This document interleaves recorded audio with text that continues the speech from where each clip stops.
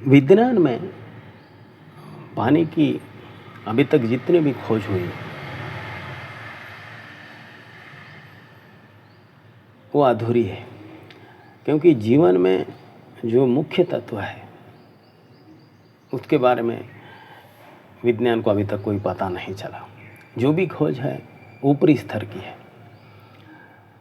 और जीवन से, जीव से पानी का इतना गहरा नाता किस तत्व की वजह से है? ऐसा क्या तत्व है जो पानी को और जीव को व्यक्ति के भीतर का जोड़ता है?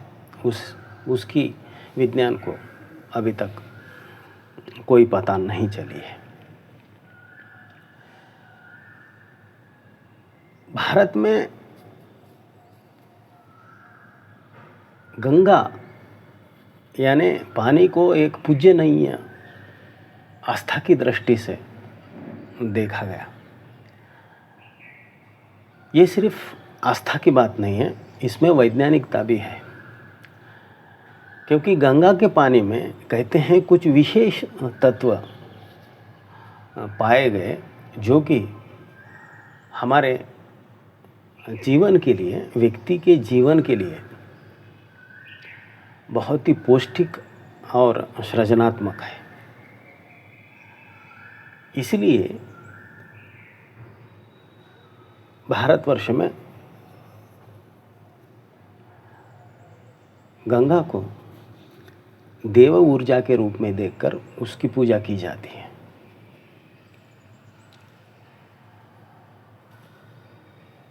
उसी तरह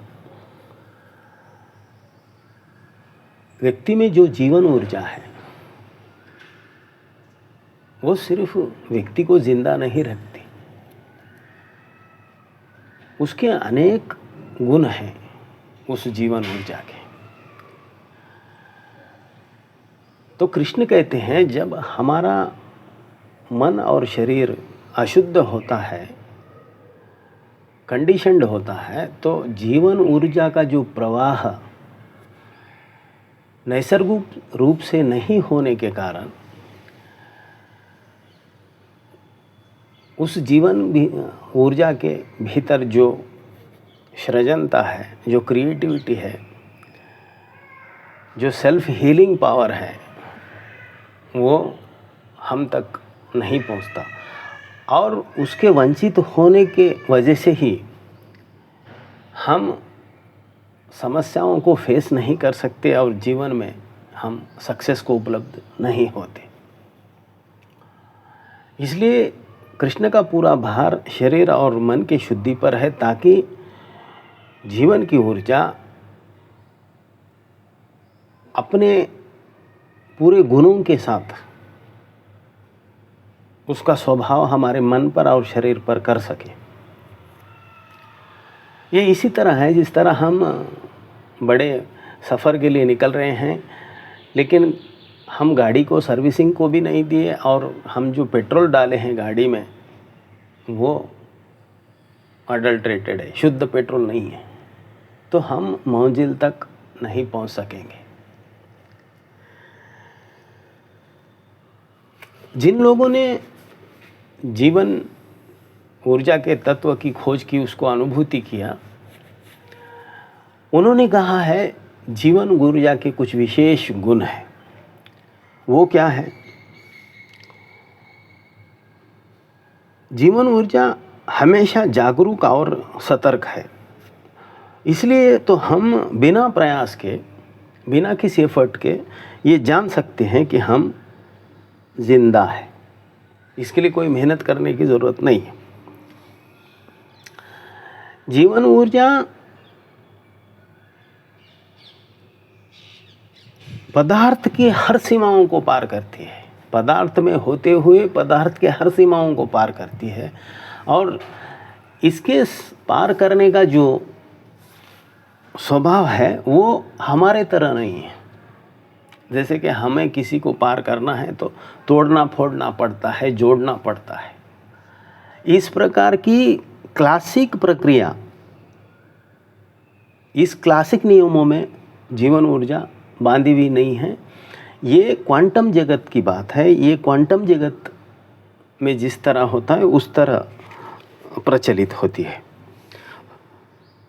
फिर ये रचनात्मक भी है और गतिशील भी है। फिर ये जो भी रचनाएं करती हैं उसको संतुलित भी करती है, उसको वैल्यूएबल भी करती है। तो हमारी जितनी भी क्रिएटिविटी है लाइफ में,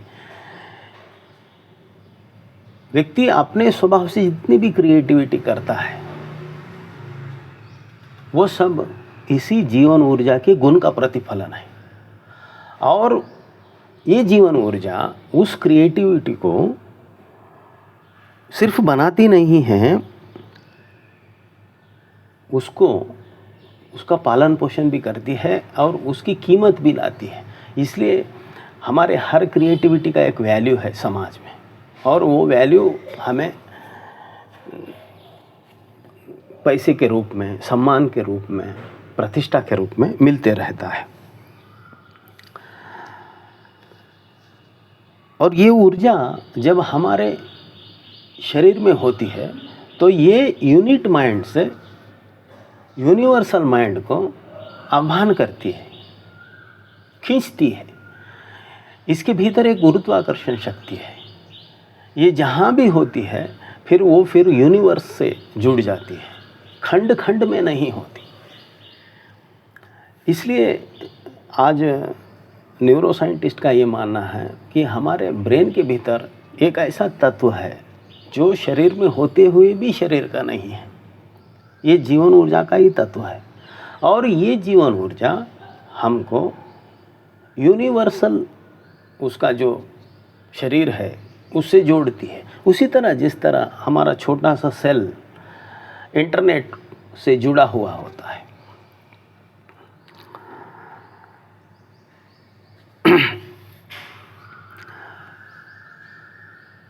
फिर हमारे भीतर ये इच्छाओं को जगाती है। हमारे भीतर जितनी भी इच्छाएं जगते हैं ये सब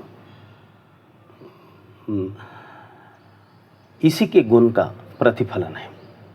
और इसका जितना भी क्रिएशन है ये ब्रह्मांड से जोड़ती है।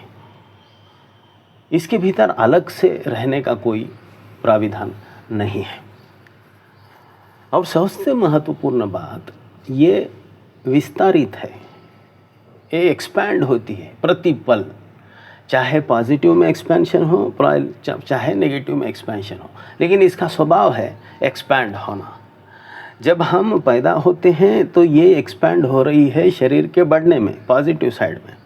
फिर कुछ सेलों के बाद ये शरीर विनाश की ओर बढ़ रहा है, तो ये भी एक्सपेंशन है डाउनवर्ड, नीचे की ओर। शरीर बनाने में एक्सपैंड हो रही है और फिर शरीर को समाप्त करने में भी ये एक्सपैंड हो रही है।